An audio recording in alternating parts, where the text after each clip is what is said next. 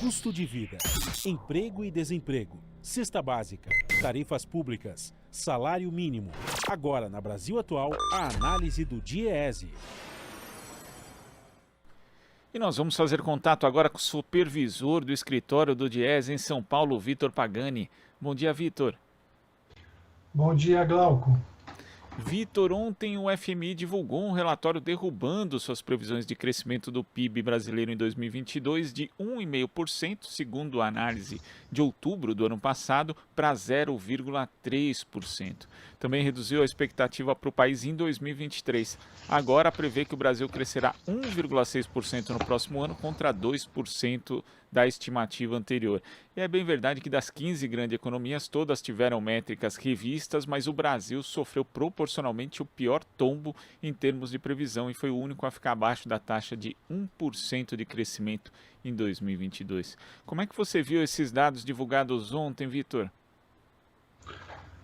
Bem, Glauco, esse relatório divulgado ontem pelo FMI, né, que traz um panorama econômico mundial, ele revê a projeção de taxa de crescimento para o mundo todo, né? E aí, como você bem disse, há uma redução na projeção do crescimento para 2022, né? Devido, sobretudo, à desaceleração, né, da China, por conta dessa nova onda de Covid, né, que fez com que algumas atividades econômicas precisassem ser interrompidas, né, então que houvesse novas restrições de circulação, de mobilidade, e também devido a uma projeção menor de crescimento dos Estados Unidos, né, tanto por conta da redução do escopo, né, do pacote, do plano de investimentos anunciado ano passado pelo Biden, né, quanto também por uma sinalização do Fed, do Banco Central dos Estados Unidos, de aumento de taxa de juros, né. Porém, o que a gente observa é que essa revisão de projeção ela foi proporcionalmente muito maior no Brasil, né? Então, o Brasil é o que tem o pior tombo ali, né? A maior redução da expectativa de crescimento, e é o único país que fica com uma projeção de crescimento abaixo de 1%, né? Então, se a gente olhar tanto os países com os mercados emergentes, né, a gente vê a projeção acima de 4% na média. Se a gente olhar também os países aqui da América Latina, a gente vê uma projeção também acima de 2,5% de crescimento. E para o Brasil, apenas 0,3%. Né? Então, praticamente zero, né? Praticamente uma economia estagnada. Então, isso indica que o que explica, né, esse baixo crescimento, esse desempenho ruim da economia brasileira, não são só fatores externos, né? Tem também relação com questões de política econômica adotada pelo governo federal, né? Então, nós observamos uma alta inflacionária, também uma das maiores altas inflacionárias do mundo no Brasil, né? E a resposta a essa alta inflacionária foi um aumento abrupto da taxa de juros, né? Então, a gente está ali com uma inflação já nos 2 dígitos, acima dos 10%, e a alta da taxa de juros, ela foi ali de 2% para 9,25%, e esse ciclo de alta ele ainda não se encerrou, né? Então, isso, quando você aumenta os juros, você freia a atividade econômica, né? Você esfria a economia na medida em que você reduz, né, os investimentos e reduz a demanda, né, a demanda interna, né, o mercado interno de consumo.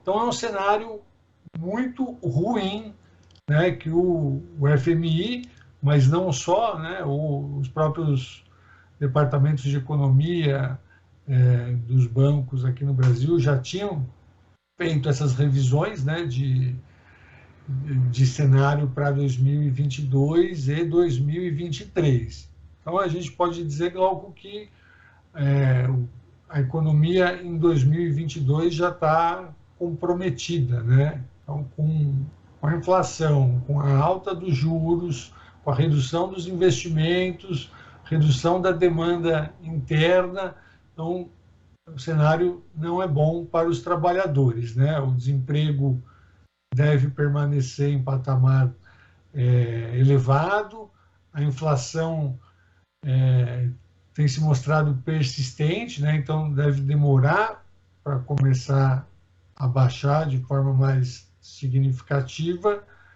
e os investimentos devem ficar em compasso de espera, né?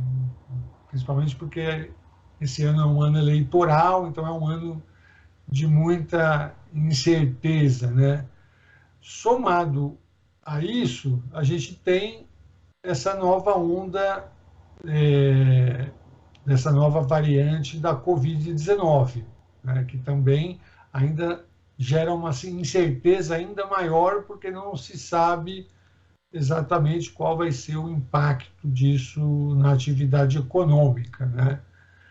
Um outro aspecto, Glauco, que eu acho importante mencionar e que demonstra como o Brasil está tendo um dos piores desempenhos, né? E como o governo brasileiro é o que está pior lidando com essas adversidades, né, da economia, é que no relatório é dito que a vacinação, né, a testagem, né, e o atendimento médico hospitalar aos doentes, né, aos infectados pela Covid, são fundamentais, né, para, claro, a manutenção da vida, para a preservação da saúde, mas também para a atividade econômica, né?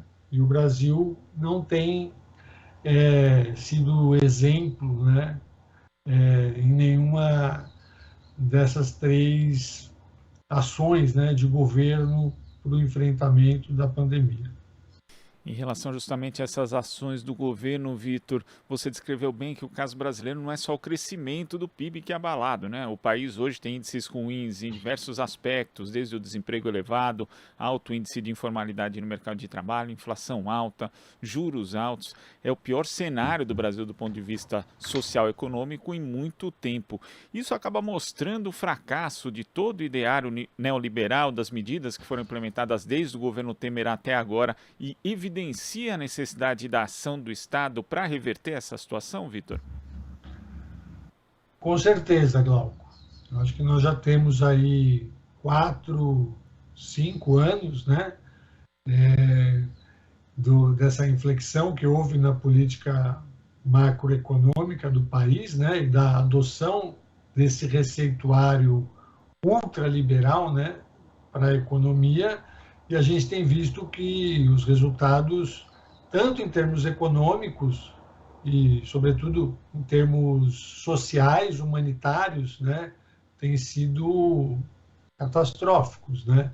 Então, a gente vê um país que não cresce e, ao mesmo tempo, se torna ainda mais desigual, né? Então, nós temos uma ampliação da desigualdade social num cenário de baixo dinamismo econômico, quase estagnação, pequeno crescimento da economia, né?